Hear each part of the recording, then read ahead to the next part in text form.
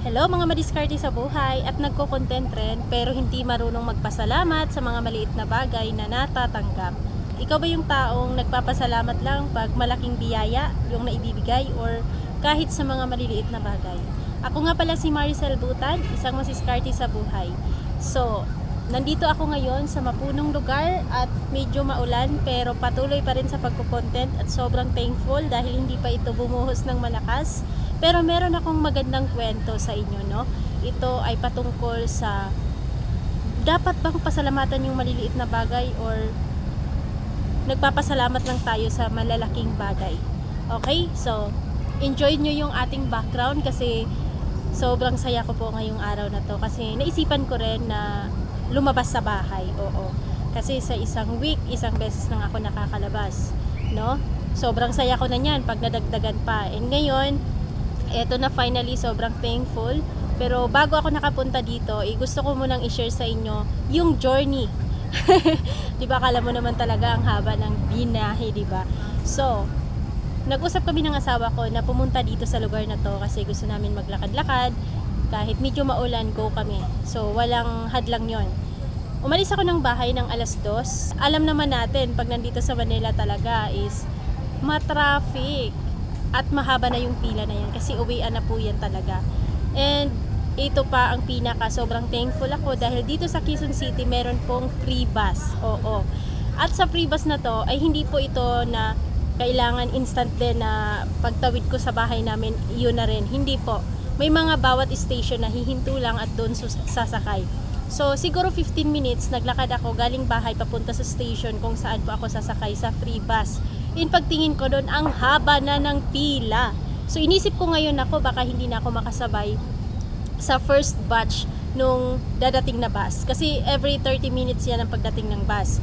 Ngayon, sa haba ng pila na yon, akalain mo yon, yung pinaka nabilang nung konduktor, last ako nasasakay doon sa first na batch. Doon pa lang sobrang thankful na ako. Sabihin niyo, ay, ang liit naman ng bagay ng pinapasalamatan mo, parang ang dami nang nangyari sa akin na ganyan. Pero kaya ko nga share to sa inyo para alam nyo rin, no, alam ko alam nyo na rin to, yung mga bagay na sobrang simple sa tingin niyo pero sobrang laking bagay yun for me. Kaya ko nga kinukwento dito sa inyo sa video na to eh. 'Di ba? So, and ito, hindi po bumuhos ang ulan. Nakagawa ko ng kung saan ako ngayon, 'di ba? Napakaganda ng view. Sobrang nakaka-relax pa. At dito, isa din sa makakapagbigay ka ng natural na pagkukwento. Kasi, very green. Paborito ko talaga tong lugar na to. Okay? So, okay. Tuloy ang kwento. Alam mo, natutunan kong maging grateful sa mga maliliit na bagay na natatanggap ko.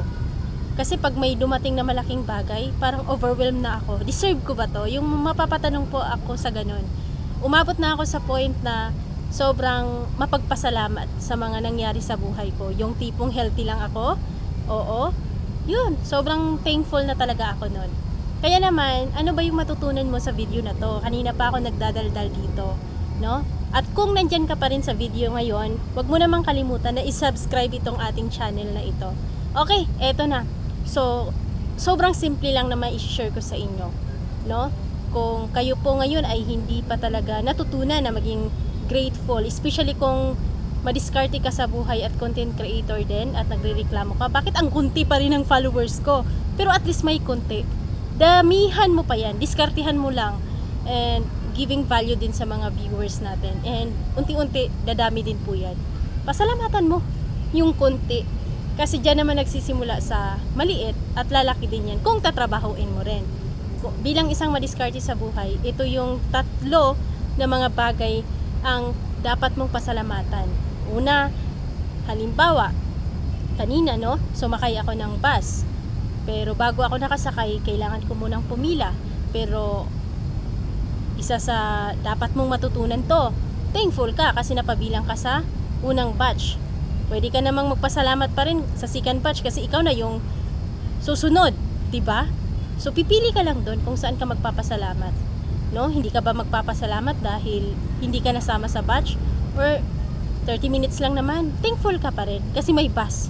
Lalo na pag free, di ba? So, sobrang thankful. O, pangalawa, umuulan ngayon or tag-ulan na ngayon. magpasalamat ka na may payong ka rin. Alam mo kung bakit? Ang daming walang payong, nababasa sila sa ulan, pero ikaw hindi ka nababasa. Hindi ba siya pasalamat? Sobrang thankful dapat tayo sa mga hindi natin napapansin. Minsan kasi yung napapansin natin yung mga visible lang, yung mga malalaki lang ang bilis makita, pero yung mga maliliit minsan hindi na natin ito napapansin. Sana dahil napanood mo tong video na to, matutunan mo na maging grateful. Diba? Lalo na kung nasa content creation ka at madiskarte sa buhay. At kahit naman, no, napanood mo to na hindi mo kinoconsider ang sarili mo na content creator ka or nagdi-diskarte sa lahat actually. Ayan, eto, isa pa sa dapat nating pasalamatan. O, kung ikaw ngayon, last na yung pamasahe mo, pero nakarating ka sa bahay, kasi may last pa, nakapamasahe ka pa, grateful, di ba? Yung walang nangyari, walang aksidente, safe kang nakarating sa bahay, be grateful, be thankful sa mga bagay na to. O, ito pa,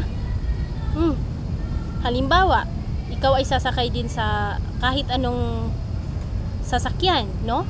Ang hirap kayang nakatayo, pero dahil nakaupo ka, dapat pasalamatan mo yon. Huwag ka na magreklamo. Naniniwala ako na kung natutunan natin magpasalamat sa maliliit na bagay, for sure, pag may malaking mga bagay, no? Parang yung pagiging grateful mo nung maliit na biyaya is ganun lang din yung magiging dating sa'yo, ang pagiging grateful mo sa malalaking bagay. Pero syempre, no, sobrang laking biyaya na yon, ibig sabihin, grabe na yung pasalamat mo nun. Hindi ko ibig sabihin na magpasalamat lang tayo sa malalaking bagay. Tanggalin mo na yon. Maliit or malaki, dapat maging grateful tayo. Unti lang yung followers mo ngayon, walang nagla-like or kahit isang may like, ibig sabihin kahit papaano, may like pa rin or may share pa rin or kung ano man, may subscribe pa rin, di ba? So, sa lahat po ng makakapanood ng video na to, be grateful. Kung ano man yung natatanggap mo ngayon, problema man or blessings na, actually, ang problema is a blessings din kasi dyan din tayo natututo. Okay? So, hindi lang kasi natin minsan na-appreciate yung problema kasi nga ang hirap pag nasa sitwasyon natin na may problema tayo, di ba? So, yun lang naman. Always remember that success is start when you decide to begin. Don't forget to subscribe this channel or mag-follow sa ibang mga social media account ko sa TikTok, Tindahan ni Mase, no, yung aking tindahan. And of course, other account ko sa TikTok, Marcel Butad, at sa aking business page na isa pa ay ang Marcel Atibagos Butad.